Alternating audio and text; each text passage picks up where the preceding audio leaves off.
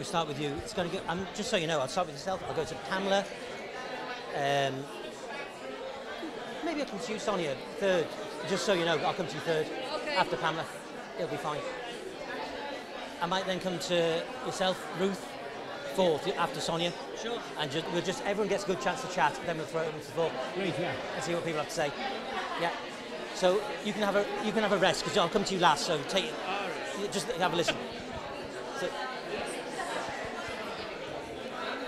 yeah. Yeah. Okay, good afternoon, everyone, and you're very welcome back to this Fishamble New Writing Conference. I am Gavin again. We're joined, I've got a note to self, slow down,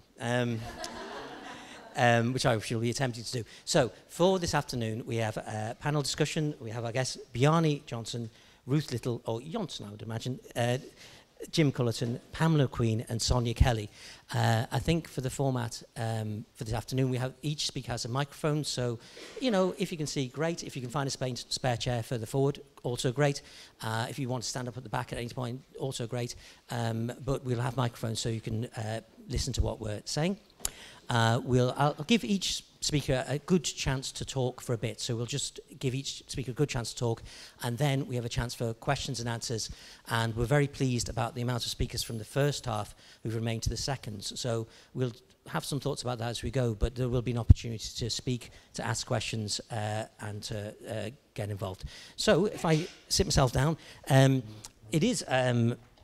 if I come first to Jim Cullerton, who's the artistic director of Fishamble, and go for a straight-up question. Jim, it's here on a New Writing Day. Fishamble are a mere second on the producers of new plays over the last 20 years. So I guess with the room of writers, playwrights in the room, just some simple questions. How do Fishamble commission? Why do you commission, or why do we commission what we commission? And what do you see as the development of commissioning in Fishamble over the next short period? Yeah, thanks very much, and thanks for joining us again this afternoon, everyone. I suppose, as a new play company, and Gavin mentioned earlier, we've spent a lot of time thinking, what does that mean, and how do we work as a new play company supporting writers and helping playwriting in general, as well as producing our own work. But at the centre of everything, I suppose, is producing work and producing plays, and even all the development initiatives that we run, like the New Play Clinic is for the development of work which has a definite production planned. The Show in a Bag is a scheme that results in productions for 4 or 5 of those plays per year. Like, we try to make sure that everything we do dramaturgically and in terms of development ends up with a production, rather than ending in something that's a reading or something that's part of a development process. And we're driven by plays that speak to us now, that somehow express something about us grappling with the world we live in the plays that somehow try to make sense of the world we live in, and sometimes people say, well, what do you really want from a playwright? And I suppose what we really want is the passion and the vision from the playwright. Like, we feel we can step in and help if help is needed, dramaturgically, in terms of structure, in terms of making suggestions. But unless the kind of the drive and the passion and the determination to say something and express a view of the world, or try and change the world, or whatever the playwright's drive is there from the start, we can't do anything unless that's there. And every playwright has a different reason for writing a play, I suppose. We were in this room, actually, just talking at the break, we were in this room rehearsing a play we did last year called On Blueberry Hill by Sebastian Barry, and it'll be coming back next year, going to New York and then touring around Ireland. And he said that at one point that the two characters are kind of on their deathbed, they're close to the end of their life, and they are confessing to us, and that he feels as a playwright his job is to take his characters that you'd often be, you would cross the road to avoid them, and to bring them up to the gates of heaven, and that the play is the best possible case that can be made for these guys to St. Peter to let them in through the pearly gates. And you think, well, that's not every playwright's vision or view, but the playwright's got to come with that. If the playwright feels that's what he or she is doing, then we can certainly then start discussing dramaturgical issues and shape and structure. At one point in rehearsals, I was saying, I think we need to make a cut here, or is that necessary, or should we, what happens, if he does know that or doesn't know that. And Sebastian was saying, we will sort all that out, but the most important reason that we're here doing this play, we must remember, is that we have two characters whose feet are in acid, and we're trying to put crowns on their head. So like that reason for writing a play has to come from the writer, and that's what we look for, I suppose. And then we can do everything else, hopefully, to help and support that writer in a way. And plays that make us laugh and cry. I mean, there was a talk earlier about unsolicited scripts and reading unsolicited scripts, and some new play companies no longer do that, and plays have to come through agents or through certain channels. Like the Abbey, we do read everything that we receive, and that's largely because we got a play back in the mid-90s from a guy who looked up, like it seems like another age, and it is, of course, pre-internet days. Somebody, who looked up the yellow pages under T for theatre companies, sent his play to all the people listed under theatre companies, and I remember we read it, it made us laugh and cry. And we rang him up, and he'd never seen a play. We didn't know who he was, and that was Mark O'Rowe's first play. And he was kind of sending his play out. So that's why we kind of read every unsolicited script to kind of find those gems. But we commission in lots of different ways as well. So there's the unsolicited script that makes its way through that process. We talked earlier with Eva O'Connor about a play that came through an exercise in a playwriting course that developed into something bigger. We sometimes get a lot of plays from writers, and we feel the writing is fantastic, but that the subject matter maybe just isn't quite right for us. So we then, from time to time, run multi-writer projects like Tiny Place for Ireland or Whereabouts or Shorts. And we invite writers to apply for that and to send us ideas, and hope that through commissioning and producing the work of a lot of writers with short pieces of work that we'll develop relationships, which has been the case as well. One of those pieces we did actually for Tiny Place for Ireland was a very tiny play by Colin Murphy. And it was about the Taoiseach and the Minister for Finance flipping a coin to decide whether to guarantee the banks or not.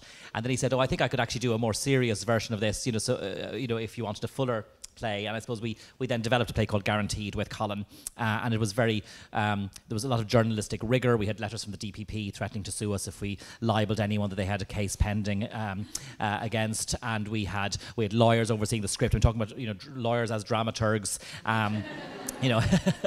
Actors saying, I'm not sure, could I not say this? Could we not do that instead? And we go, no, the lawyers have approved those lines. They're the lines, So it was a very bizarre situation.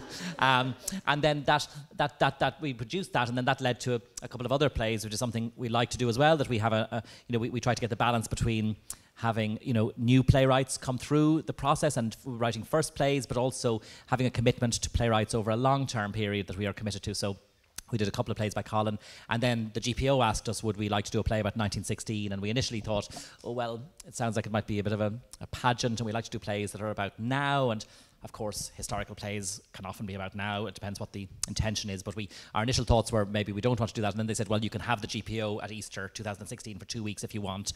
And we immediately went, we'll take it. And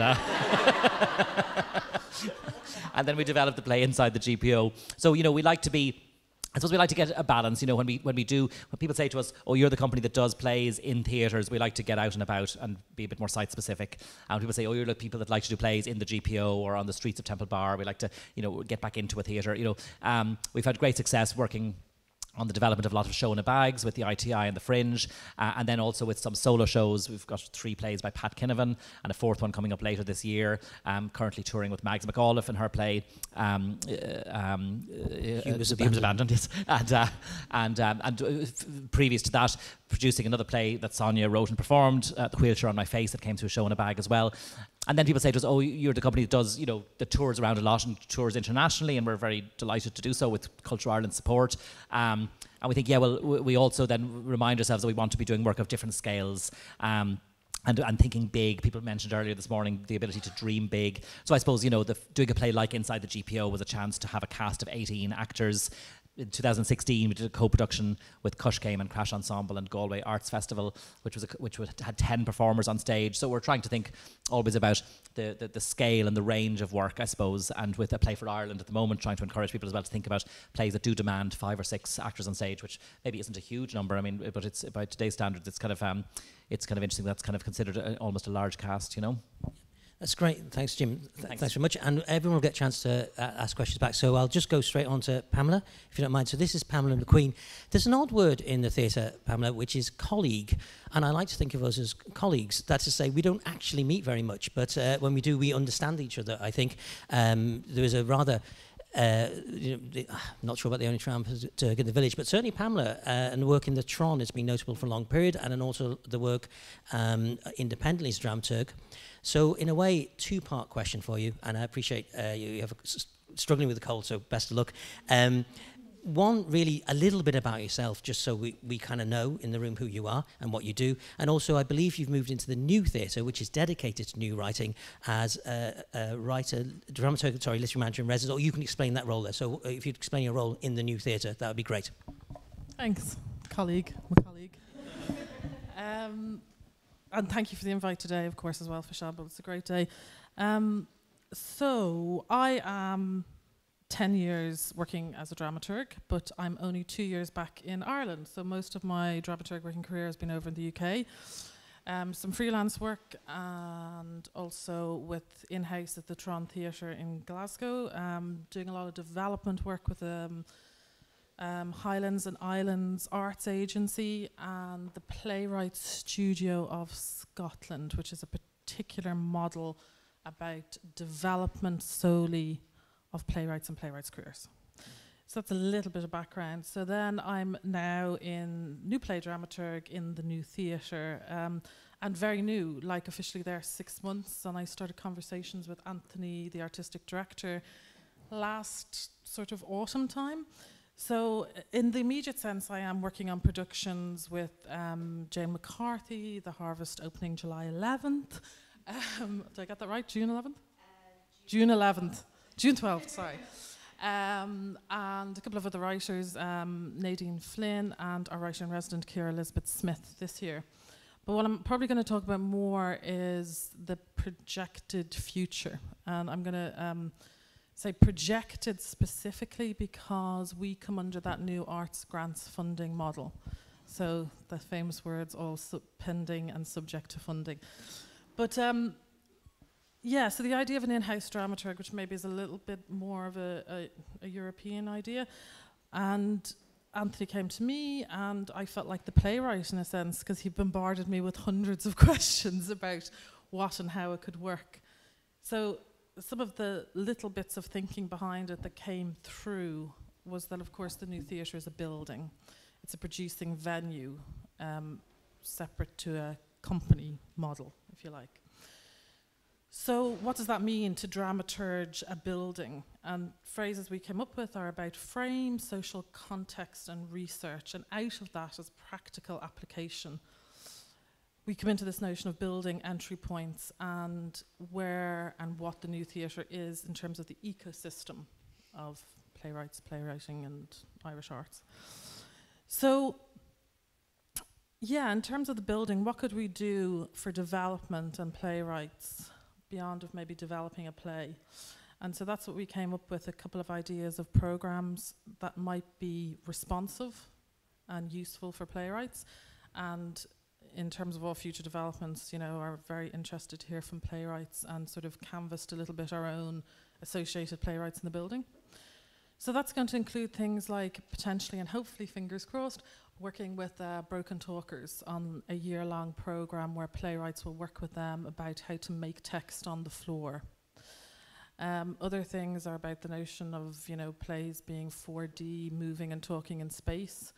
So having members of the creative team come in and work on a series of day-long masterclasses with writers, people like Joan O'Cleary doing costume, Marie Kearns for set and scenic design, Carl Kennedy for sound design, how that all works with you, the playwright, and new plays, of course, they've worked on.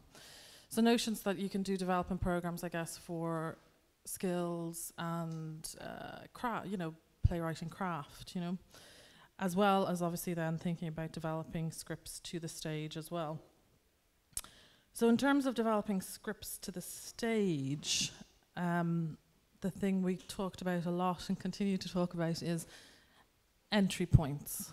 You know, entry points into those programs for writers and at what places we can work with writers at what stages in their career. So, and referencing that back into the ecosystem. So yes, commissioning, but something that we did in the Tron that we called completion commissions, because there is quite a lot of development, which is great, and the exciting part of, I think, a hugely exciting part of playwriting in Ireland at the moment. So, you know, you have people like the Wonderful Axes and their lab program, or Niamh O'Donnell at Mermaid and the residency programs, or you've even got things like the local authorities doing their bursary awards.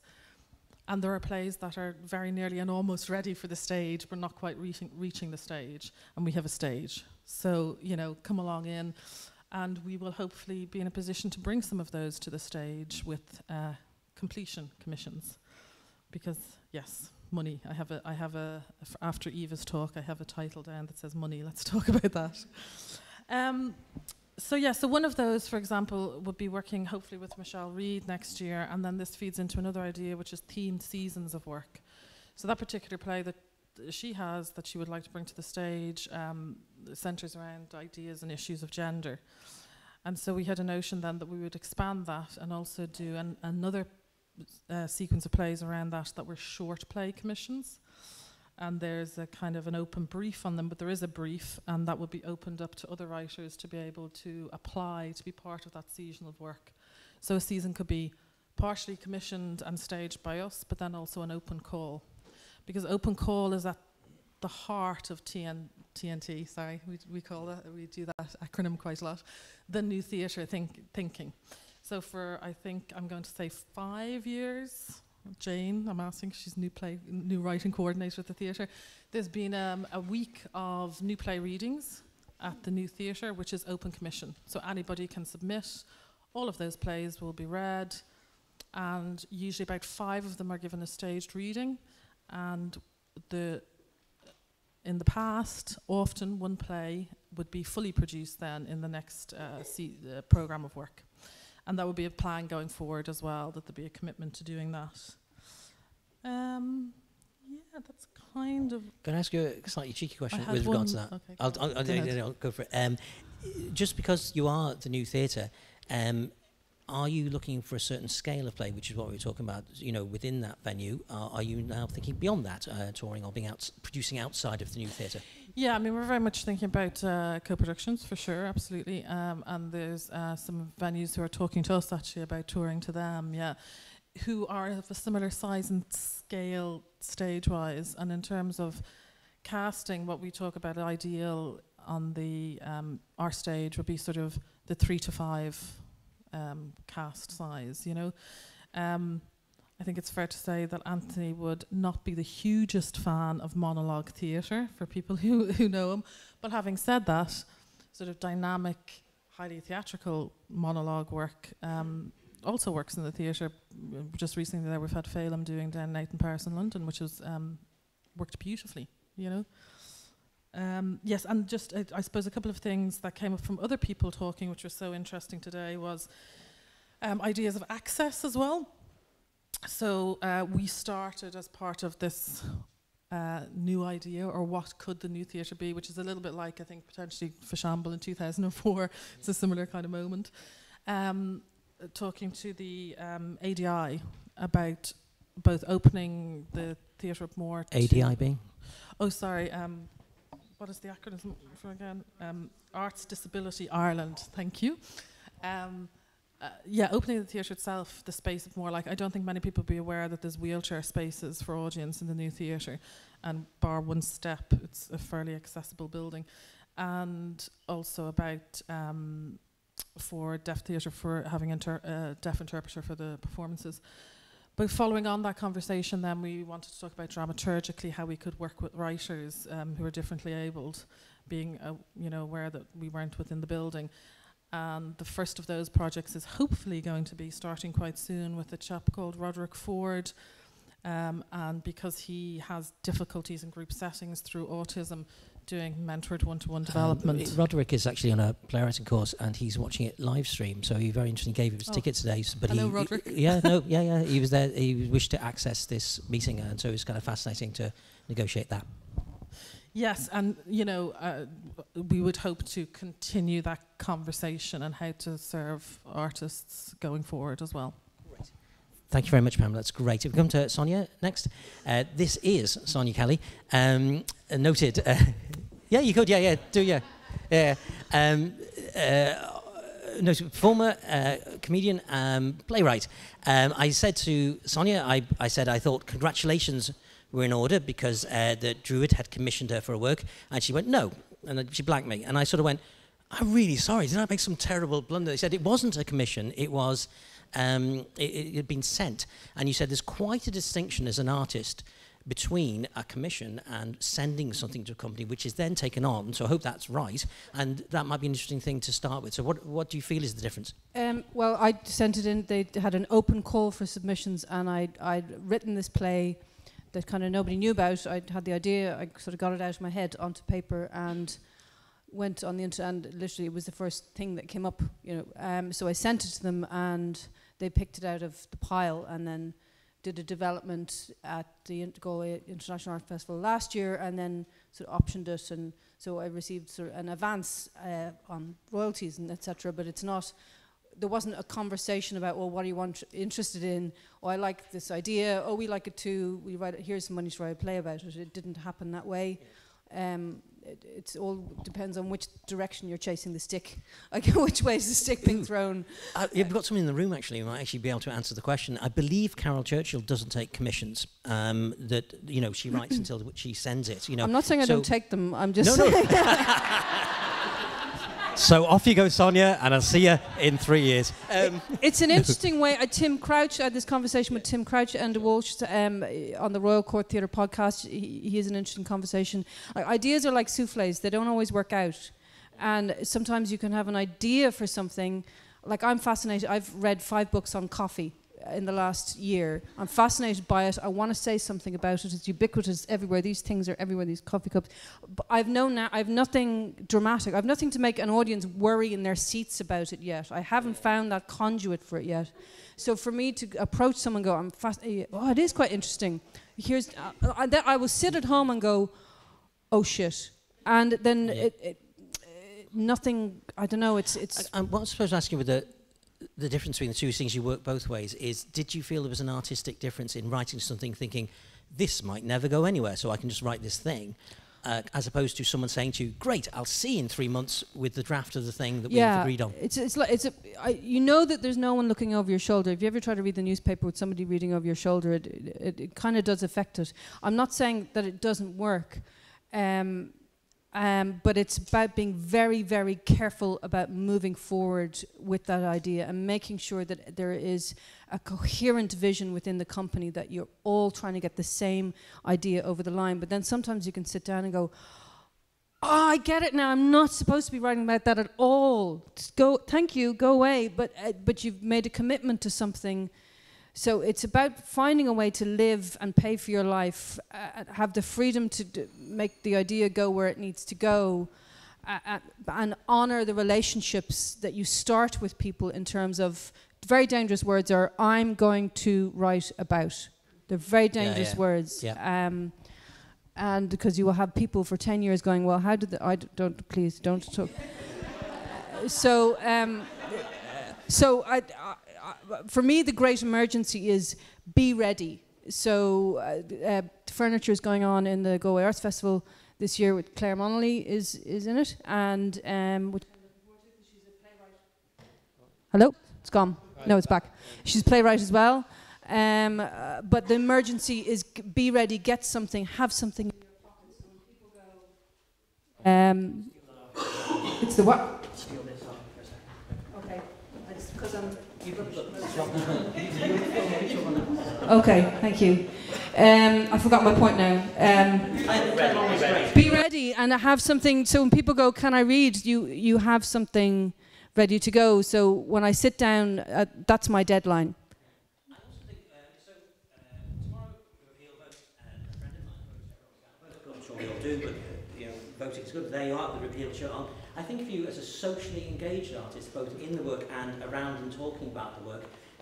How do you, when you think about your work, I know you just said, I don't start with the subject, or I think you said something of that nature, but how do you see yourself as a socially engaged artist in the work and as a human being around it?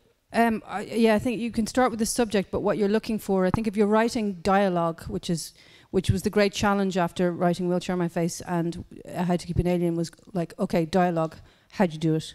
And literally, that was the great challenge. But it's about finding the two dialogue-driven plays I've written are triggered by a conflict that happened with me. as opposed to that spurred an interest in a subject that grew into the bigger thing. So a tiny trigger, a tiny micro trigger, found its way to connect to a macro thing. So if I can have time to give you the example with furniture, I was in an art gallery and I looked at something, and the person I was with said, "Oh, don't touch that." And I was filled with rage, which is great if you're a playwright, and it triggered an idea into why can't I? Why did you think I was? Why did you feel you needed to say it? What does that say about you and your worldview that you had to impose that on me in that moment? What's your assumption behind it? And it's like pulling a thread on a jumper. It keeps coming and coming and coming. So for me, it's about taking a seemingly innocuous thing, like a piece of furniture, and attaching it to finding it as a conduit for a much greater conflict that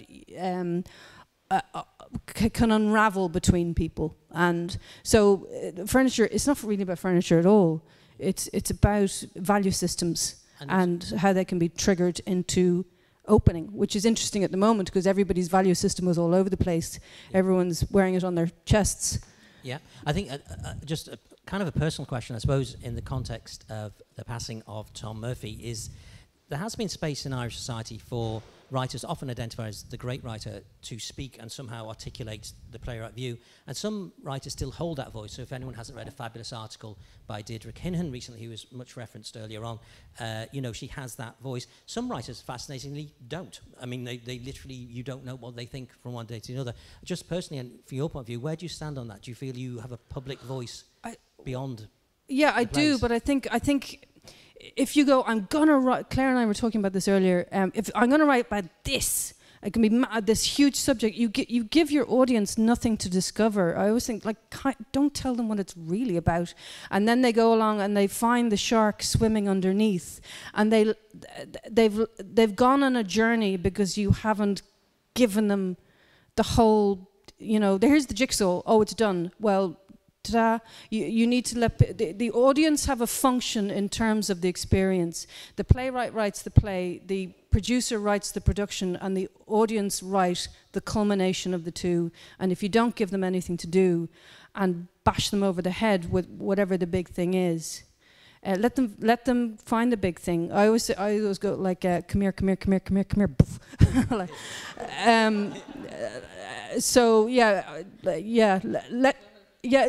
hide your big stuff underneath, and then the audience go, ah. Great, that's great. Thank you, Sonia. If I could chuck that microphone along towards Ruth, that'd be great. Ruth, you're very welcome again, of course.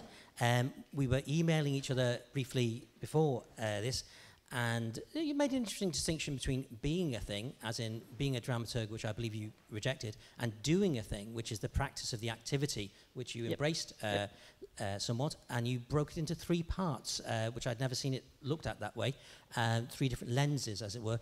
Could I ask you to talk publicly about that? Yeah, you can. I kind of changed my mind about wanting to talk about that a bit, but I am going to talk about it a bit.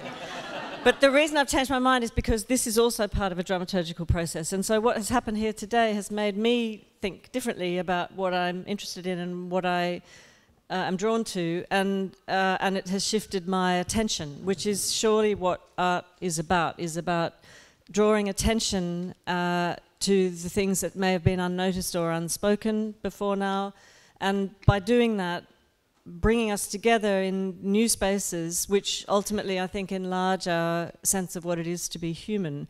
And my attention was drawn. It's interesting, when I sat down this morning, there was this babble going on in this room, everyone talking very animatedly, and I'm deaf in one ear, so I don't sort of hear, I don't distinguish sounds clearly in a stereo way. And so it was just quite literally white noise, but it was fantastically engaged and enthusiastic. And then Jim stood up and started speaking really quickly, and everyone just settled, but when I say settled, they focused. Their attention was drawn inwards, and so was mine. And then beyond that, everyone has been speaking beautifully and eloquently. And then Rosalind came up and started speaking, and suddenly my attention, I felt it as a bodily thing. I felt my attention narrow even further, concentrate even further, around the language and the issues that Rosalind was raising. And one of those words that you use, Rosalind, is the word settled, as in contrast to the traveller communities. And yesterday I was in Belfast talking to choreographer Una Doherty about a piece that she's making, and she's interested in exploring the ways in which the bodies of audiences and the public more generally are controlled by capitalism and limited by the kinds of algorithmic relationships that we have with the world and with one another. And Jim was saying at lunchtime that there's now, people have been saying that young people don't make facial expressions as much as they used to because they're afraid of how they might be represented through social media. You know, someone might catch them in a photograph and shame them. And I thought, this is absolutely extraordinary. Then the only thing that's left for us to do as artists is to focus on the body and on the freedom of movement and engagement and relationship in society.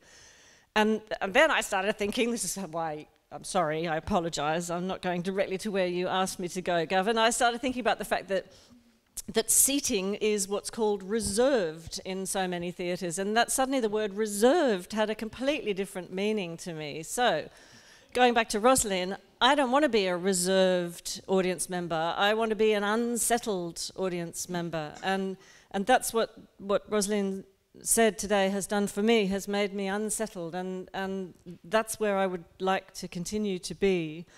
And I think that dramaturgical practice, going back to what Sonia just said, I'm pretending I'm making links between everything, but it's all completely random, which is also dramaturgical practice. Dramaturgical practice. Dramaturg joke, once in a lifetime occasion. Remember that. Dramaturgical practice is also about creating relationship, recognizing relationship, and drawing attention. And I think of it in ecological terms, because what it is actually doing, it's a relational practice, and artistic processes, as far as I'm concerned, and in my experience, that correspond to ecological processes. So the patterns and the forces and the creation and dissolution of form that happen throughout the universe all the time are also what happen within the performed artwork, within theatre and dance in particular. It's the same fundamental patterns and processes occur throughout the universe, and artists recognize that. That's what they're doing. They're taking those universal and archetypal forms, those patterns and the breaking of patterns, which is just another way of describing change, and concentrating them in time and space, and pointing them out towards us, articulating them through movement and speech, and saying, this is how the universe works.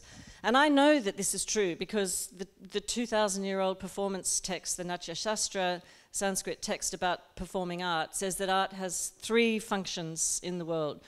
It asks the question, how do we live? It's still doing that. It asks the question, how does the universe work? It is doing that. And the third vital function of art is to entertain the drunk. So they're all essential and important, and but I think that this relationship between the way the universe works and the way that we concentrate the universe within art forms is really important. So, to answer your question, I'm interested in 3 processes which all occur concurrently, but in a way they also occur in a sort of expansive sense, rippling out from the center. The first one is to consider the way in which the world gets into the work. So the work of art, the work of theatre or dance or whatever, is constructed in particular ways and evolves and changes in particular ways around, as I was saying, around pattern creation, pattern formation and pattern disruption, around chaos and complexity, the dynamic structures of chaos and complexity. So I obviously can't speak in more detail about that, but you just have to take my word for it. So the world gets into the work is what I'm saying in very simple terms, because we're not independent from the world. We often pretend we are, but we're not. We are porous to everything that's happening around us. Then there's the world of the work itself. So that's the process, the dramaturgy of dramaturgies, and that sounds super pretentious, but it's really true, that the process of dramaturging a work has its own structure. And why wouldn't it? Because everything works the same way if it's alive, if it's a living system. So dramaturgy itself depends on, like any complex system, depends on the conditions that you set up at the beginning of the process. It depends on a perpetual vacillation between order and disorder.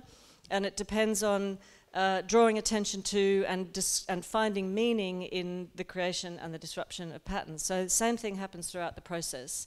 That is happening throughout the work itself. And then the third thing is, how does the work go out into the world? So that's the final part of the process, and that relates not just to how plays communicate with audiences or invite the participation of audiences, but also how we as makers and as artists work in the world, how the work is socially engaged, how it articulates meaning and feeling beyond itself, so that it continues to engage and to develop forms of agency for others. I'm so over the idea of the passive audience member.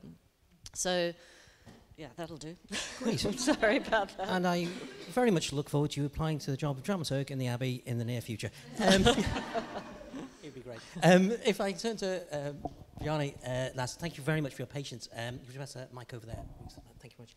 And thank you for the patience in waiting. And given the richness of what's being said, and after this we will turn to you, and we'll just have a microphone to hand. Ronan, thank you very much. Feel free to go, actually, I don't really want to answer that question. I want to, free form on, think of on what's happened. But the question I was going to ask you, or thinking about, is you were talking about the Greek tradition. There's a bit of a lead into this one. I too stood on the Acropolis 2 years ago. I avoided it for 30 years on the grounds that it might be too much. You might stand on the Acropolis and go, it's all Greek, it's right, this is it. And it's a lovely place, and I did not get overwhelmed, which was also lovely. But there is this thing of always back to the Greeks. And yet there are other traditions. So the world as it's changing, as you articulated in your speech, and the change we're all living through. But there are other very old traditions. So in Ireland, we have an insular tradition, or the Celtic or Irish. If you look at the lampposts outside, you'll see the British lampposts with the attempt at Celtic knotwork worked into them, and the benches and so on. Ulysses, James Joyce's, the Greek tradition combined with the line from the Book of Kells through it. So that, and he actually says that, it's the line of the Book of Kells working through Ulysses within the Greek tradition. So we have that as an alternative, a go-to place. There's something that's part of us. Iceland. That was the question I was going to ask you. Is there an Icelandic tradition beyond Greece? Well, yes, there is. But I have to say that we actually did take a lot from Greece due to, first and foremost, during the struggle for independence. And now we are celebrating, this year, we're celebrating centennial, 100 years since we had our sovereignty. Before that, we were, I don't like to say that we were colonized by Denmark, but they had a similar upper hand in Iceland as they still have on the Faroe Islands and in Greenland. So I think by then we had already kind of taken on board a lot of structures, even architectural features that you would trace back to the Greek tradition. Sorry, is my imagination, or did the Danes try to get rid of Icelandic musical instruments, so there was only vocal music remaining? There was, yes, actually there were. We had a kind of a, I wouldn't even describe it as a fiddle, but it was some kind of an instrument that you would be able to play with a bow.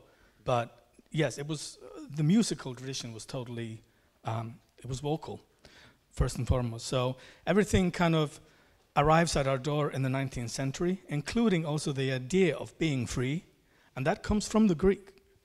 And I mean, they had such an impact in the 19th century when they kind of fought for their own independence, because they were able to say, well, look, we were somebody all those years ago, and now we're going to, repeat that. We're going to go back in time. We're going to refer to our heritage, to our history, and we're going to take matter into our own hands. And this is exactly what Icelanders did, referring to their history, referring to their literature, but on the terms of I don't know if you'd call it Greek structures, but we would implement or take on a lot of ideas that had been that are totally Western, and not so much colliding with our own ideas, but we still have traditions that are Nordic, Celtic, a mixture of both. So like our mythology and legends are like a mixture of those two. I mean, an interesting bit of trivia is the Odyssey, after Latin and Greek, was first translated into Irish and into Icelandic. So they're very aware of the Greek tradition from old times. And you had the great Snorri Sturluson, I don't know if I'm pronouncing it right, but he one of the great mythographers of the 14th century, Snorri. Snorri Sturluson, yeah. He wrote was he rediscovered as part of this? Yeah, totally. I mean, all the literature was rediscovered, and it was brought back to the country too, because the Danes had kind of confiscated the manuscripts that we had written in the 12th and 13th century. And so these were coming back really slowly, even until the 70s. The last one of those were appearing in Iceland. So yeah, it's a literary tradition, and with plays, for example, or writing for theatre has always been secondary in our culture. It comes more or less with the Danes, with Danish merchants who actually started theatre in and around Reykjavik in the outgoing 18th century. And so a lot of this, I don't know, I think we've spent a lot of time learning how to do theatre and not so much look into, but how can we do theatre? You know, what kind of theatre do we like? What kind of structures? What kind of narratives? So we've been, as happens with small nations, kind of looking abroad, checking out what are the others doing, can we implement that at our home? But nowadays it's kind of, so many things are just changing and changing fast, so we don't even, you know, it's not the same population you would look upon 20 years ago that we now have in Iceland. You know, so much influx from elsewhere, and we're bound to, we have to kind of recheck our this tradition and see if there's something that unites us people there, also those who are now moving to Iceland. Great, thank you so much for that. Thank you so much to the panelists so far. Look, we have just over half an hour, we have 45 minutes. Feel free to stick your hand up. I encourage, at this point, I always encourage shy people to speak. So if you're a shy person, feel free. It is the sort of day where you really feel the urge to get something out. Do try and keep your thoughts, you know, in one track. That'd be fantastic, and I'll get as many as possible by encouraging brief responses from this. But it is for the record too, so feel free to go, actually, I'm saying this for the record so that we can remember this in the future from this day. There's a hand up the back, who I believe I know to be Tanya. You can say your own name if you want to or not. One microphone needs to come. Yeah, great. Yeah. So I will hand. A lot of speakers from this morning are here as well. Any questions? Hello, as Graham said, I'm Tanya Dean. Thank you so much to the panel. It's been a really fascinating and wide-ranging conversation. We had earlier in the day, both Rachel and Ava talked about the importance of finding the collaborator or the dramaturg or whoever it is who will ask the fearsome questions. And I wonder, perhaps any of you, maybe starting with Pamela as the co-founder of Dramaturgs Network Ireland, could you talk about how do you find the fearsome question askers? Well, thank you for bringing up the Dramaturgs Network of Ireland, because I forgot to mention that earlier on. So thank you, Tanya. So in terms of just finding a dramaturg, this is also, I suppose, another hat of mine, a co-chair with Hannah Slatna of Dramaturgs Network Ireland, which is a cross-body, really just collegial group of people who are working primarily full-time as dramaturgs across the Irish theatre scene, who internally do a little bit of continuing professional development, and this year in particular took a focus on really trying to talk about what dramaturgy is and what it can do for you, the practitioner. So far this year we've had a discussion with Six in the Attic with the ITI, who I have to thank very much because they host Dramaturg Network as an organisation. And we did a Why Dramaturgy panel discussion group with about 40 people a month ago. And we also have one coming up with the Dublin Fringe Festival in June 19th, I think, which will be an evening session, 6:30 to 9, and it's aimed at people who are lead artists in the Fringe Festival and around different dramaturgical interventions which could be useful to you in your work between now and putting the plays up in September. So there's a couple of ways of connecting and meeting us. If you want to find out any more about the Dramaturgs Network or dramaturgs themselves, there's a listing on the World Theatre Map that has all of our contact details, emails and phone numbers and things like that. And I guess the thing that we talk about most in terms of that notion of a fearsome question or a person who will ask you the fearsome question, which sounds slightly terrifying to me, I have to say.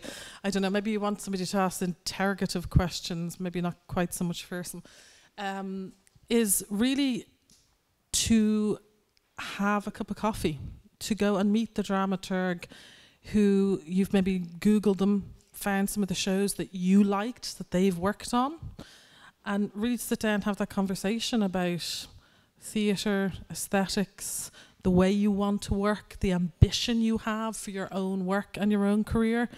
And through that conversation, I think pretty soon you will find you're either sympathetic to some degree, which of course every working relationship needs, but also that they are willing to, you know, challenge and engage on that level. So yeah, that's the way I think you find somebody who will be fearsome enough, but not too fearsome for you. Can I just add to that actually? Sorry.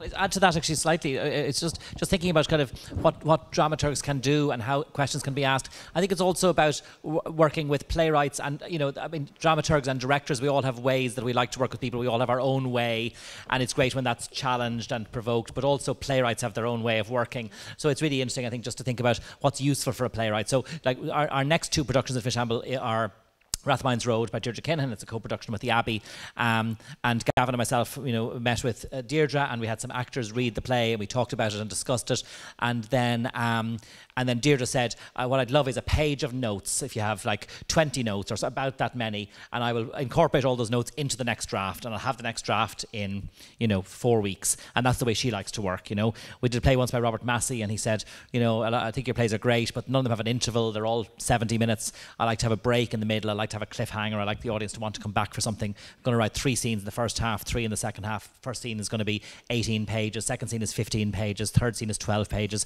Things ratchet up then in the second half. Fourth scene will be 11 pages. Fifth scene, 9 pages. Final scene, I think I could do it in 5 pages. And we said, well, you know, you don't have to do that, Robert. You know, that's not necessary. And he was going, no, I know, but that's what I want to do. So then you kind of dramaturgically try to help him. Like, that was the way the first draft arrived, and it was pretty good, actually, you know, and you try and think, how can we dramaturgically help with that?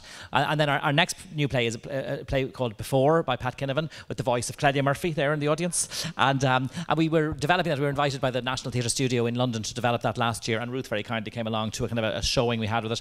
And you made one comment, kind of like Bjarne's one comment before, of saying it's set in Cleary's on the day Cleary's shuts down forever, and you said, oh, it's like a closing down sale. It's like everything must go, like all his thoughts and memories have to go on the, you know, and we've taken that idea and that notion actually to heart in the development of it since then, very much, you know. So I think sometimes it's about somebody just saying, giving you one note that can be helpful. And, you know, and that's what Gavin does. A lot of writers we work with, it's one really, you know, perfect nudge in a certain direction. And sometimes it's a list of notes, and playwrights are all different, and that's the joy of it, I suppose, that everyone is different, you know. Yeah, right. I think it's a really interesting question, and I suppose as a dramaturg, I don't necessarily think about asking a fearful question or even, well, I hope they're generally fairly perceptive questions, otherwise people are wasting their money on me. But I do think about it in terms, again, of movement, because I think that as you discover the possibilities of a work, you're sort of moving out from the center, and you're moving away from where things are self-evident to a kind of threshold where they become ambiguous, and beyond that threshold they become incoherent. And I'm really interested in what happens on that threshold of ambiguity, and I think that the human brain is interested in that too. We don't really want to spend our time either in the self-evident zone forever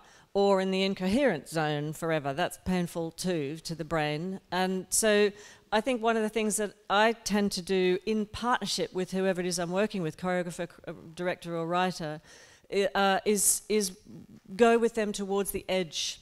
So towards the edge, quite literally the edge of a movement. So when a movement tips over into incoherence or self-indulgence or whatever, or when language itself starts to become incoherent, unless of course that's your choice and you're trying to express something with that. But and Akram said recently, someone asked him what it's like to work with a dramaturg, and he said it's like doing a duet, except that both of you is sort of pushing each other towards the edge of a cliff. And I think that the risk works both ways, and the challenge and the test works both ways, but you're not actually trying to fall off the cliff, you're trying to recognize the edge of it, and then live in that zone where you feel the tension, and you're close to something falling apart, but it doesn't fall apart unless that's the dramaturgical decision. That's great, Ruth. Thank you all for the response. David. Hi, thanks very much. I have a conundrum that I'd like to ask you about. On the one hand, this is the elephant in the room. I go to the theatre quite a lot, so once every 2 or 3 weeks, and it would be fair to say that the theatres are struggling for audiences. Many shows are half full. I could go online right now and book 20 tickets for most of the theatres for tonight. And on the other side of the conundrum, I don't think I've ever experienced such a great desire for really, really good drama from friends and family, and they're being satisfied with that desire by box sets. And box sets is really, really nailing that for them. So here we have this conundrum. On the one hand, you've got empty theatres, and on the other hand, you have a public with an insatiable desire for great drama. Now, I think this is an issue that goes right back to the playwright, right back to yourselves, the dramaturgs, the producers. I also think there's possibly an issue with the format of theatre itself, in that the format is, if you think about it, it's a 19th century idea. You go out at 7:30, you sit for 90 minutes, or else 70 minutes, an interval, another 70 minutes, and everything has to happen within that time. So I'd be interested to hear your ideas on how you could, how you could sort of square that conundrum, answer that problem. I'll just have a quick factual and come to Sonia. It was really heartening to sit with Hugh Murray, the director of the Pavilion, talking to a small group of writers, 5 writers, and he said, our audiences has doubled in the last 5 years.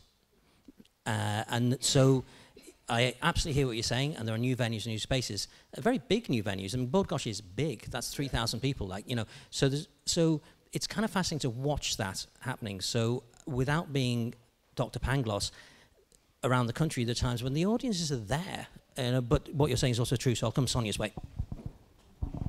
Thank you. That is so eloquently and magnanimously put, and I think it's really apt and brilliant that you said that. And it's a question I asked myself the day of the Waking the Feminists, that stormed the Abbey Day. November, the fastest selling show in Irish theatre history. And everyone was coming up. It was about 20 speakers, and everybody was encapsulating the issue and the problem. And I sat in the audience, and I went, "Okay, what are you going to do? Like, what are you going to do?" And I sat back and I went,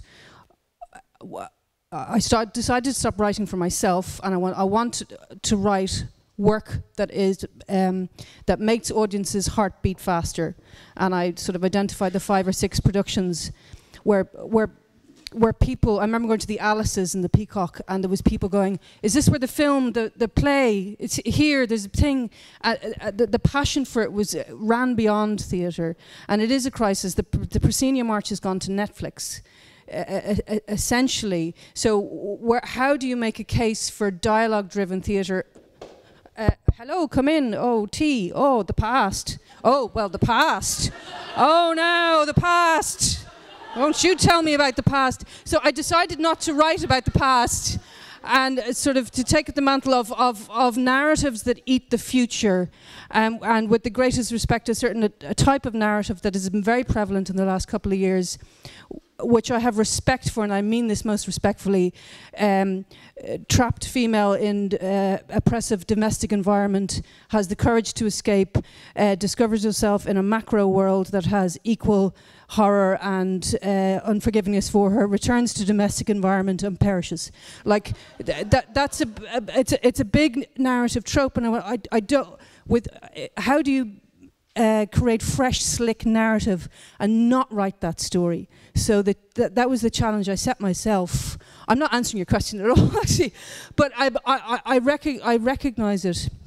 Where do you balance the unpacking of collective trauma with the onus to entertain, as Gina Moxley would say, "Thou shalt not bore"?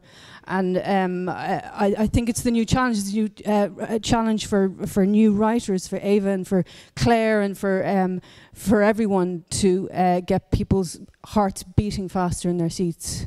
We've a duty of care to the audience. They should have 5 feelings for their ticket. You know, you should have 5, you know, you should be worried, you should be happy, you should be relieved, you should be enraged, and then you're out the door. You know.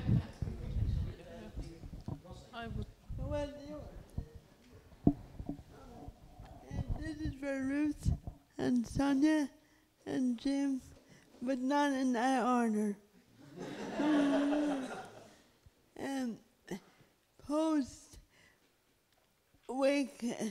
Post-Waking the Feminist, I envisage for the next 5 years, we will move out of that domestic female estrogen, is that the right word, estrogen-driven drama. Although I have to say, as a side point, Rafferty's Hill, Marina Carr's play in the Abbey was a very traditional Greek mythology, and for me I loved it. And maybe I'm old-fashioned, but I was pretty satisfied to go again and again, 3 times. Anyway, my point or my question, and maybe you won't have an answer, but you might comment. In Ireland, be it radio drama, theatre, whatever, women are there. We're either writing it or making it or performing it. I wonder if the gender gap is closing. When do we talk about, or how do we talk about, or how do we deal with the aesthetic of diversity in stage? Because I think Waking the Feminist was not just about, for me it wasn't about gender, it was about a load of other things that weren't named. And I'm just wondering, I mean, even the Cleary's story, you know, I remember at the time, an older man who had worked there for, I don't know, 50-odd years. Now, I mean, that was an interesting story from a male point of view, but that would never be told in this present climate. Am I making sense? Yeah. And I just wondered, Sonia, Jim, and Ruth, lovely Ruth, put your lens on for the future, and where are we going to be in 5 years post Waking the Feminist? I don't want to speak myself. I want to read something to you that I wrote down that, again, Rosalind made me think of, which relates to, I've been, for the last few years, been thinking about theatre practice, performance practice generally, and many of the artists I work with think about it too, about how to make more porous, less rigid the boundaries, the physical borders and boundaries around practice, theatre practice, while sustaining and maintaining that focus on storytelling and holding people together communally in spaces, the things that we're starting to lose as our lives become more synthetic and distributed. And I've thought a lot about, and I'm interested in the commons, the idea of the commons, those spaces where we together agree on how we're going to share public space and use the resources of public space. And the commons are some of the most threatened environments on Earth, and that includes the internet, which was once open and participatory and collaborative, and is now, of course, becoming privatized and firewalled. But then I read something that completely changed my thinking, again, in the same way that Rosalind comes into a room and a trapdoor opens and you see things differently, having thought you had a pretty encompassing view of things. And I read an article about the undercommons, which is written by a man called, a cultural theorist called Fred Moten, a black American writer. And I just want to read you this thing that he says about the undercommons, because I feel as though that's the next place where we must devote our practice and bring one another together beyond the rather idealistic sort of happy Giselle version of the commons itself. And Moten says about the undercommons, in the trick of politics, we are insufficient, scarce, waiting in pockets of resistance. And sorry, by undercommons, he refers to blackness, but blackness for him means people with disabilities, women, the queer people, and African Americans in America. In the trick of politics, we're insufficient, we're scarce, we are waiting in pockets of resistance, in stairwells, in alleys, in vain. The false image and its critique threaten the common with democracy, which is only ever to come, so that one day, which is only never to come, we will all be more than what we are. But we already are. We're already here, moving. We are more than politics, more than settled, more than democratic. And so I think there's always another space to inhabit and another wall to dismantle, and that process will never end. We'll never take theatre to the place where it's meant to be in the 21st century. I think we'll always be looking for what that place is and who might come together in that place. So just on the idea of the notions of commons or commoning, I think it's really fascinating in how you organise your theatre production. A small other hat of mine is working for HowlRound Theatre Platform, and I was over with them in Boston last week, and we spent a day with people who work by commoning. And in that they talked about how difficult it is to go against capitalistic structures, but the most successful element of that is something called the Latinx theatre community. And it's a theatre community that's come together of Hispanic theatre makers, and they challenge everything about what HowlRound does because they're the most democratic and non-hierarchical model. So the further that HowlRound push into diversity, the more successful they become. And that was so key to me in thinking about, if you want to be successful, you know, go as far as you can with diversity and you'll get there. Yes, I think there's never been a better time to tell a different story. I think they went, okay, come and have a go if you think you're hard enough. You know, there's been a democratization of and allowing people in the way. Like I remember the 90s where you wouldn't get a, you know, everything was just so much more closed off. So you know, I think there's never been a better time to tell a different story. And personally, for me, I don't think it's. For me, it's not that it's not important. Of course it is, and I don't mean to be reductive in any way. But it's about being an activist by not talking about certain subjects anymore, by not unpacking domestic violence anymore, or you know, constantly reminding people of the horrors. I think you can equally say something by looking at the negative spaces and looking around and going, what is not being talked about? What are the things that are coming out of characters' mouths? What are they motivated by? And it doesn't necessarily always to be escaping oppression. It can be by desire to doing, and what I call like eating the future.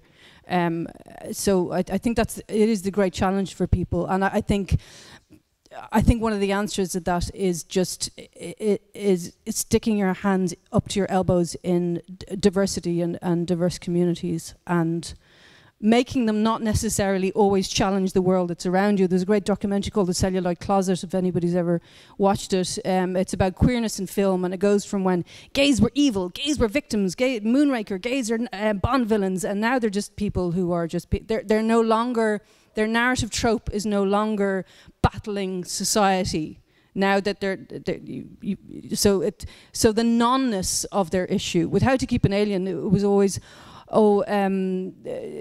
two women fighting the government. Like, it's not. The whole point, I didn't even use the word gay in it, actually. It's just two people trying to get a visa, and the nonness of discussing it in any other way was the political statement.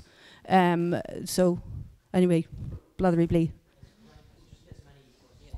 Yeah, just and briefly on that as well, just to say, I think it's also like, I think the desire and just and you know, and making it happen is also the thing. Just like, just you know, there was a day that some of you were at. It was a really fascinating day that the Abbey hosted about playwriting and about what playwrights needed. Sort of different to this, you know, it was an excellent day, and it was kind of the open space technology kind of was used. So people had stickers, and we had, you know, people talked about, mentioned what they wanted to talk about, and then we put stickers on things we wanted to talk about most, and then we got into groups and we talked, and then we got stickers and we picked what we wanted to do something about. And Rosie made a fantastic statement at the end of that day, because the word diversity had been used very regularly throughout the day, people talking about diversity, but actually when we actually picked our top, whatever it was, half dozen things we wanted to talk about, nothing about diversity made it through to that top 6. It was about, you know, more money for commissions, more supports for playwrights, but you know, there were 6 very, very valid, important things. And I think it's kind of, and I think that your calling out of that, Rosie, on the day had a huge impact on people since, and people have talked about, okay, well, we're going to do something about that actually as a result of that day. And I think it's kind of the desire to do something. We were on tour in Australia a little while back, and they're, you know, they were kind of, well, not quite laughing at us, but you know, the fact that we were talking about trying to, you know, that our view of diversity was about gender equality. You know what I mean? It seemed really awful and backwards. You know, and they're dealing obviously with kind of the Indigenous people, with Aboriginals and Torres Strait Islanders there, and how to represent those stories on stage, and great companies like Iljiberry, I think, is it? That Rachel Mazza runs, like fantastic companies there. But one of the things they've also done is that they have asked, you know, they've asked some of the Aboriginal theatre community if they can use some of their approaches kind of in sort of, you know, I suppose, you know, in non-Aboriginal theatre. So one of the things they do is, for a poster discussion, it's the Aboriginal word for fireside chat. I can't quite remember what that is at the moment, but you kind of, the poster discussions are framed like a kind of a fireside chat in kind of Aboriginal culture. And it's not about talking about the play, it's about everyone in the discussion has to sort of speak very simply, first of all, about, you say, what did you see? You know, so you say, I saw 2 people on stage arguing, like something really simple. I saw 2 men, you know, not getting on. And then you say, what did you notice? You know, I noticed one was wearing black and one was wearing green. And then what did it make you feel? I'm describing this very badly, but it was kind of a whole new way of actually analysing the theatre you saw through, I suppose, Aboriginal culture in a way, and it's hosted by kind of Aboriginal theatre artists. And I know, so I think there are kind of interesting ways perhaps we can, but it has to be about the desire to do it and to make it happen, I suppose, from all our points of view, you know. Breda here, yeah. Hello, Breda Cash, I'm independent producer. And Gavin, you just mentioned, you were talking about the Pavilion doubling their figures. In fact, the reality is around the country they're not, and there's a huge breakdown of the trust between audiences and the work that's going out there. I think the last number of years during the recession, where I longed to do a play that had a couch, 2 chairs, a door, and more than 2 actors. But the reality, the financial reality, was that we couldn't do that. So I think there's a job to be done now in terms of building a trust back and creating the storytelling that people want to go and see again. Because you're there, so people may not know who is a very noted producer of commercial work. So a lot of what we're talking about is, in a sense, within the subsidised sector. So having your voice in the room is fantastic. Is there a place for new writing in the commercial sector? Absolutely crying out for it, actually. And the thing about, from a commercial producer's point of view, is a lot of the scripts that come to me are not ready to come to me. So there's a lot of work that needs to be done, and the financial investment in getting a new play on is just so risky and so tight that I would love to engage with new writers in that process of trying to get the work to a point where we know it's a viable work for a start, and we can actually then, as independent producers, put a huge amount of effort behind getting that work produced. Great. Thank you very much for that. Does anyone like to respond to that? Just a little bit, just to accessibility, because I think that's a term that has also been, when we're talking about commons, we're also talking about a term that has been perverted, because accessibility is now being used in many publicly funded institutions in order to sanctify, so to speak, their wish for being a total sellout.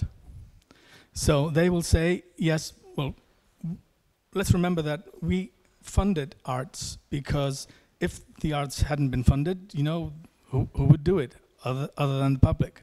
And it was supposed to be because of the arts, you know, because the arts had to have a place. And in theater, national theaters came about because of art. And that was a certain kind of accessibility. But now when you hear many theater directors, for example, talk about accessibility, they are talking about how they sell their stuff to the general public, which means that they will look at their repertoire and they will make sure that they have reasonable accessibility. For them, it means selling tickets. It's not about progressive art anymore. So the term itself has been taken and it's being used on totally different grounds than before, when we kind of first had the ideas of funding things publicly, the arts. So, yeah. Thank you. Great. Question. I'll go this way. No, just a comment really to the wonderful comments that have been said about the problems, the crisis of theatre and audiences. I mean, there's so much in that, but I think one of the problems I think is with writing. I mean, so much has been said about writers helping new writing and stuff, but I find with I'm a new writer. And I have great ideas for theatre and things, and the problems with it. One thing for me, coming from a poetry background, I don't think there's any accident that all the great playwrights started off as poets. Some were great poets, but they certainly had that background. And I think that so much is talked about writers, and yet the experience I've had with theatre is that there's great contempt for writers, and a lot of the new theatre companies don't understand writing, and they don't like things like Shakespeare or great writing, things like that. And I can understand that because of the problems of the literary play and those aspects, which just because they're literary plays doesn't make them good plays. But there is, the Pinters that came through, the Becketts, they didn't come through because, like as Sonia said, they wanted to write about something. It came from a very deep understanding of craft and mythology and those aspects. And I think that's something that's missing from great theatre. And then there's that connection to what producers making money and everything like that. There's a big thing. But I mean, I wonder about that. I worry about that as well with writing, that the writer who perhaps has a literary sense but still wants to be accessible for everyone, as Shakespeare was for everyone, and yet deeply literary as well. I wonder, is that how much of that is there now for the writer? Do dramaturgs, do theatre companies get worried when they see a literary play? And I don't mean, and when I say, the trouble is as well, there's a connection as well with performance theatre that's going on and performance poetry, and there's been a lot of trouble with that in the poetry world, because what you're having now is people, the sort of hip-hop poetry, which is wonderful, and I love some sense of performance poetry, but a lot of it, you've got people who don't understand the craft, who are using quite trite rhyme, and that's coming through even into theatre, and that's been considered the literary play, which some writers would argue isn't a very literary play. These aren't new things, really. They're on the surface new. Would anyone like to take on? Oh, great. So there you go, Sonia. I think you like your friend over the other side really very eloquently put that. I think theatre is one of those mediums that doesn't allow itself to have genres as well, where, I don't go to the National Concert Hall to see Megadeth, or in music they don't go, that music is wrecking that music and that music has to stop, or that music won't happen anymore. But in theatre there is a sense of, you're wrecking our stuff, and if you keep making it, they're all at odds with each other. There's almost like a battle for one genre, which ties into Brida's point about what do we put in our there's theatres around the country. Shona Bagg sort of try to work on filling them where they don't have budgets. They need something that's written and performed. The 66 art centres around the country need something, and I think because of that, the floodgates have opened in terms of real diversity, in terms of what is theatre and who can claim something is theatre. And I mean, I remember with Wheelchair on My Face, somebody said, well, we were considering it for this award, but it's not really a play, you know, and I'm going, well, I don't care, people go, and they've loved it, and I've made a living for 3 years, thanks. So it's a funny one, because I think there's a blend going on. Play is another word that's come up a lot. You said theatre earlier, so it resounded with me. Yes. The Caretaker was on, and the director asked Michael Colgan at that time what the play was about, and I was just, this was the director of the play. You know, yeah. So I think there's that divorce of. I think people aren't taking the time. I really think they're not taking the time. Time is everything. I'm all about low output. There's a lot of numbers being flung around today about, you know, what was the proliferation, or what was the other word? Prolific. It's your fault. You've written too many. But yeah, I think low output and allowing a system to allow people to write. You know, my dad always said, have a party every once in a while. Everyone wants to go. Have one once a year. They'll take it or leave it. You know. I think there are some really terrible directors out there, and there are some terrible writers, and there are some terrible audiences. I think, you know, that's another form of diversity, and it will always exist in the world. And I think it's also, I feel it's really important to remember that the right in playwright is W-R-I-G-H-T. They're theatre makers. Shakespeare was a consummate theatre maker.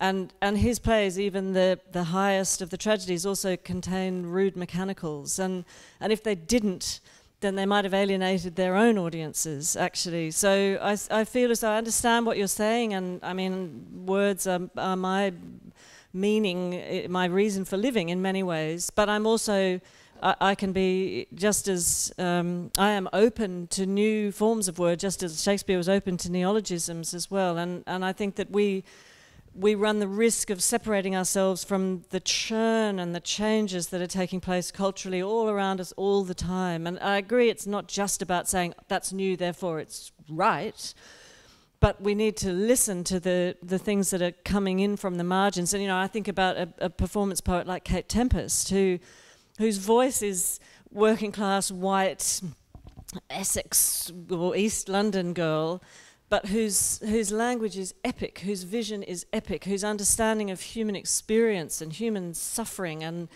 the ordinary ills that we confront, I think is transformative. So that's the undercommons again as well, and we are fed by it, and we need to go into it and mix things up, actually, I think, as much as we possibly can. Come your way and say, Pamela. We're sort of moving towards the end, and I will, but I'll just give a chance to anyone's got a burning question, so put the hand up who hasn't spoken yet. When we did this, we thought, well, we could feel, inevitably we'll go, yeah, let's do it again next year. And that's the point at which I'll go, no, let's not do it again next year. Let's just stop. So, and follow Sonia, leave it for 3 years. That would be great.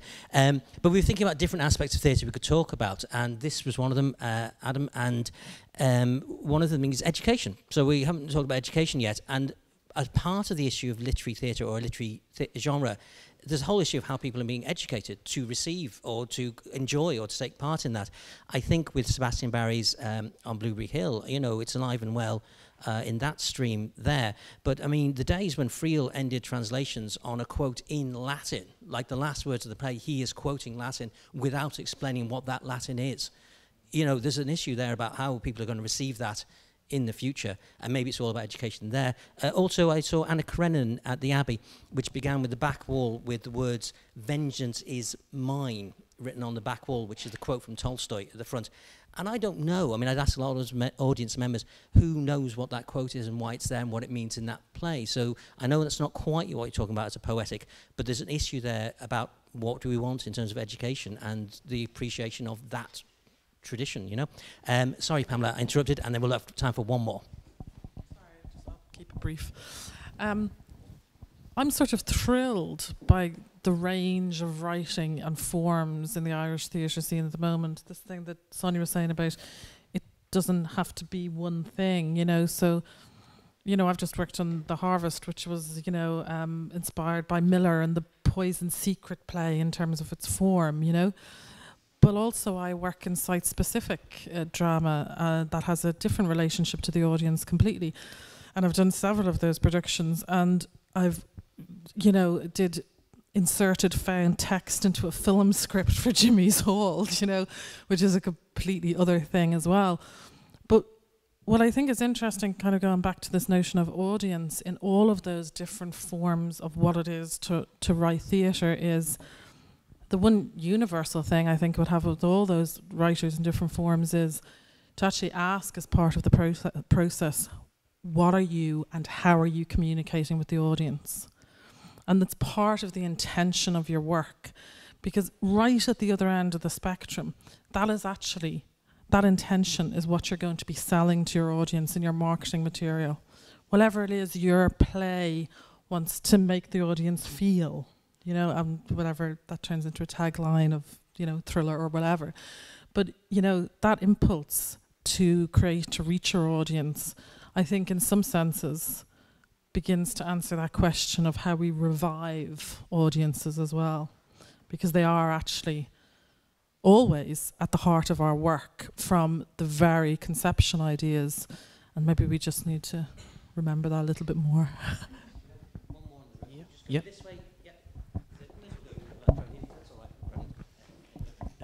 Hello. Oh, there we go. So I'm not going to be as eloquent as anyone else here, because so basically, hi, I'm Jack. I'm a production design student and kind of aspiring writer, and now I think kind of dramaturg from what I've heard. But anyway, yeah. I read something recently. It was a quote from John Truby, and he said it's basically based off of like what Sonia and Ruth was talking about, but it was about kind of the idea of the starting. Like, yeah, it was. The quote was, "Write something that will change your life," and that's something that's been in my head a lot now recently, because and I think it applies to a lot of like kind of writers, because I definitely in the early stages of your kind of like writing career, you write all these different ideas and you start it, but you never finish it. There's the ones that are buried in your computer, they never make it see the live day. But it's because you're always kind of developing as a thing, and you said like your attention changes from like one thing to another, and that's something I'm thinking right now. You try to write something, but then like you're also growing, and then it changes so much. So it's kind of like I'm actually essentially asking for kind of advice, like how that sort of plans it. How do you kind of like write your idea, but like stay? I don't even know what the question is essentially, but just like. Yeah. Go for it. It sounds like you're doing everything right, but feeling like you're failing most of the time. Eva talked about imposter syndrome earlier. That is part of it. If you have 10% in being read or being worked on, and you have 90% in a drawer, that's a good hit rate. The wonderful comedian Anne Gildee once said to me, "There is gold in the shit."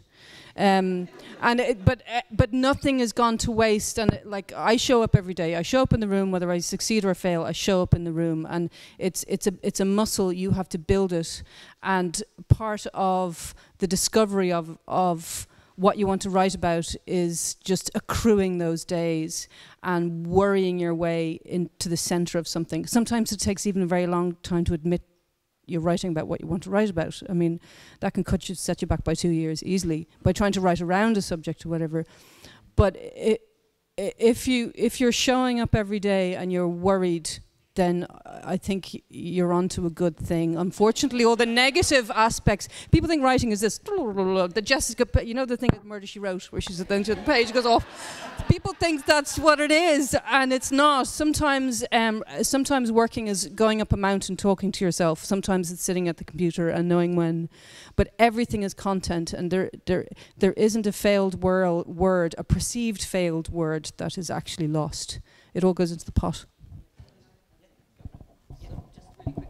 Just to extend the conversation about shit, because I've been thinking about it quite a lot, because Eva talked about early drafts potentially being a pile of shite and what to do about them. And then it just suddenly it came to me like a bolt of lightning that a dramaturg is like a dung beetle. And not because we're rolling around other people's shit, but because nothing is shit. Everything is a matrix for something else to grow from. I mean, I really mean that seriously, and in an ecological sense as well. And the thing that grows is often not the thing that you think you're producing when you're producing it. It's an emergent thing. So Sonia's right, nothing is wasted, nothing is lost. And when I work with Akram Khan, we often talk about the shadow work. It's a really important part of what we make. You might not see the shadow, but the piece wouldn't exist without it. It is always the companion to the work that is actually staged. And it contains all of the shit and all of the things that couldn't be resolved or were redundant, proved themselves to be redundant in some way, but without going through that process. That's why people who've argued for time and space and resources for the exploration of the work are absolutely bang on it, because it takes time, and you've got to live with the materials, the ideas, and the people involved in bringing it all together. Some of my best work, I think, I've written when I hated theatre. When I absolutely hated theatre and I was promising myself I'm never going to do this again, then something happened. So, stay tuned. Thank you very much. Just some words to wrap up. I would be remiss, I always have the voice of our producer Eva Scallon in my ear at this point, just to say that Fishamble will of course be producing new plays, so we would very much like to see you be those audiences. We moved a little bit away from the idea of holding the mirror up to nature, you know, the Hamlet image was on the Abbey at the moment, to wrestling with an audience, to talking with, to looking to shift, to engage. So come along, be those audience members, wrestle with us and see what we're doing and what we're about. It's all on the website. Rathmans Road, Deirdre Kinnan later in this year, and The Humans Abandoned on tour. Work by Pat Kinnavan across the country, and a new work by Pat Kinnavan, which you said very quietly, but you know, we're really excited about that. So that is all part of that. For today, when we set up the whole thing, we deliberately left an hour between 4 and 5, so that there's tea and coffee in the room there. Those conversations that happen on a day like this, away from this conversation, are really important. So if you feel like I should go up to someone and talk to them and say, "Hi, my name is so-and-so, I would like to talk to you about this," do it now, feel free. And it remains, I think, for the moment at least, simply to thank from across from my left, Sonia, Pam, Pamela, Jim, Ruth, and Bjarne, very much indeed on all our behalf. So thank you so much for being here today. Thank you.